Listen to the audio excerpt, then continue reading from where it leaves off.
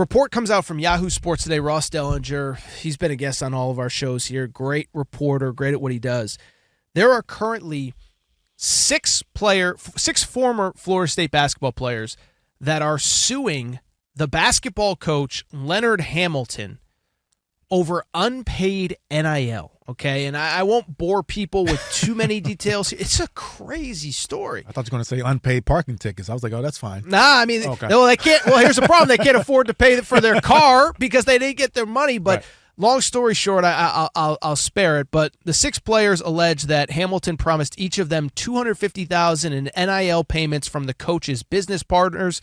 The players never received the payments, despite Hamilton promising the money to each member of the 2023-2024 team in two separate team meetings, as well as several individual conversations with some players and their family. Several players transferred to Florida State under the assurance that they would receive the money. As evidence of the NIL promises, the complaint includes multiple text message exchanges between players in Hamilton, and between players and Will Cowan, an executive with one of Florida State's NIL collectives. Quickly, the players actually boycotted a practice right before the Duke game on February 17th of this year, 2024. They were going, allegedly, to boycott the game before the coaching staff convinced them that the money was coming. It never came. I'd just be curious. Listen, you know college sports. It's a crazy new world with this NIL. I was talking to you about this before we went on air. I think when we see all these crazy transfers and, you hear these stories, you always assume that it's, the player, he's starting at Michigan. I'm just using this as hypothetical. Yeah. He's starting at Michigan, but this school offered to double his money, and so he's leaving here. And it's like, this kind of proves that it's also chaos behind the scenes from an administrative perspective as well. And if this is all true, it's all alleged, but this was brought into court in Florida on Monday morning. It shows that it's just chaos really on both sides of the thing right now. Yeah, we're in uncharted territory, right? I mean, you have college kids, 17, 18, 19, 20, I guess now 28, playing that JUCO rule's a real thing, man. Playing collegiate basketball and having the audacity to want to transfer, and I'm going to go back, I'm going to make it full circle, but having the audacity to boycott a game. Yeah. Like, to not play a game because you're not being paid. It's just taking away the amateurism at that age is just, it's a dangerous thing because they're not fully developed. They don't have an understanding of how business works at that age. And so, yes, if you're promised something, you want that promise. Sure. If you're not getting that promise, you're going to act like a kid because you're a kid. I'm going to not play this game and not be here with my brothers because you promised me you're going to give me this money. It's an added layer of conversation that's just chaotic on all levels.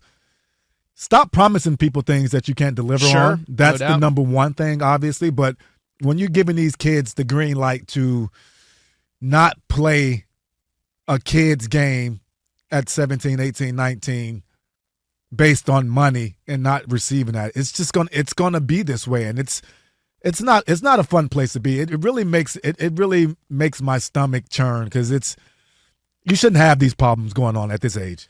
Well, and it's crazy because I will tell you, as somebody who's covered college sports forever, like the conversation about, just pay the players, it always bothered me, not because players shouldn't get a cut of the revenue they produce. Yeah.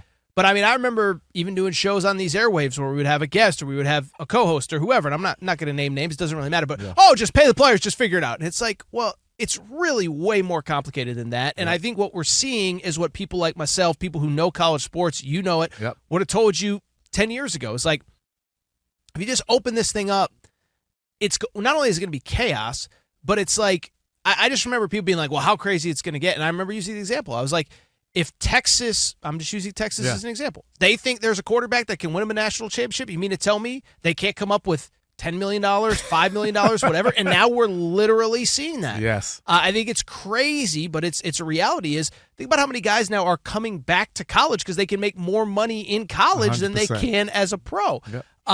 And so you have so many different variables. I want to ask you, first of all, with this NIL stuff, it's kind of amazing to me, and it's kind of touched on here because there obviously were, I'm sure, players in that program who had some kind of lawyer or whatever.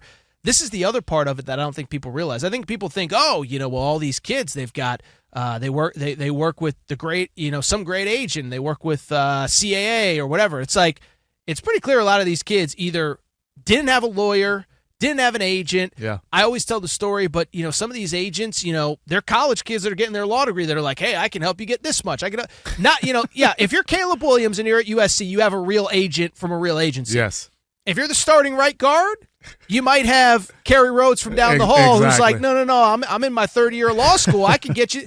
And it's like, that's the other thing that's crazy to me. It shows, again, how chaotic it is, but also, you mentioned the word amateurism, but it's kind of like amateur hours. Like these, and I feel bad because a lot of these kids, they don't have the real world experience. They don't know.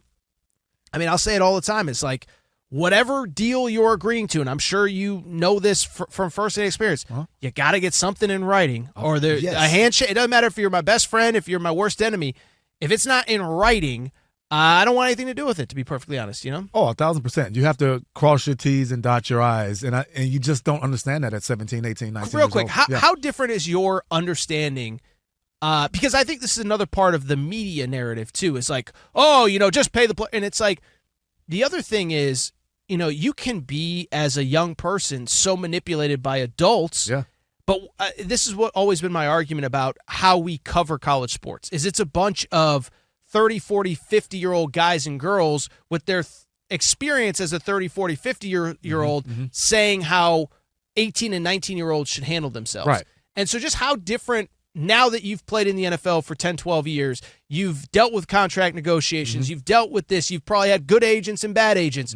How different is your knowledge now at your late 30s, early 40s as opposed to 18, 19 when you would have been put in this situation if you were coming up now? Yeah, think about me at 21, 22 when I was going through the NFL draft process and sitting in those rooms about financial literacy and still had no idea. Sure.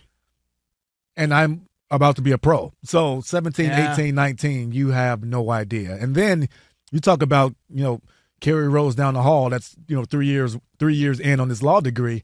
It's even worse than that because they're probably taking advice from family members, which is not even that part is, it's just, it blows my mind that so many people are so attached to, family members and friends and people from that time of their lives where, yes, they may want the best for you, but they also want the best for themselves. And that's that part is the other tricky part about it.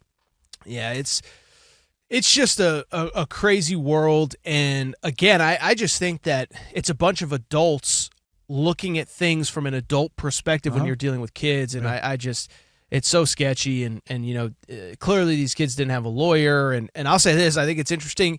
There's some text messages back and forth with the coach, but it doesn't appear as though the coach in writing put anything in a text message. Because he knew. Yeah. Leonard Hamilton's he's an OG 90 years man. old. Yeah, he's been around since I told you this before. He recruited Ralph Sampson at Kentucky. Okay, so like that guy's been around since the 70s. Yeah, so maybe he just doesn't text in general, but he certainly ain't putting anything in writing that can be held against him in a court of law. But like he's got a ghostwriter. That's what I'm saying. This story is so crazy, and I'll tell you, I do feel bad for the kids involved. Yeah, so all right.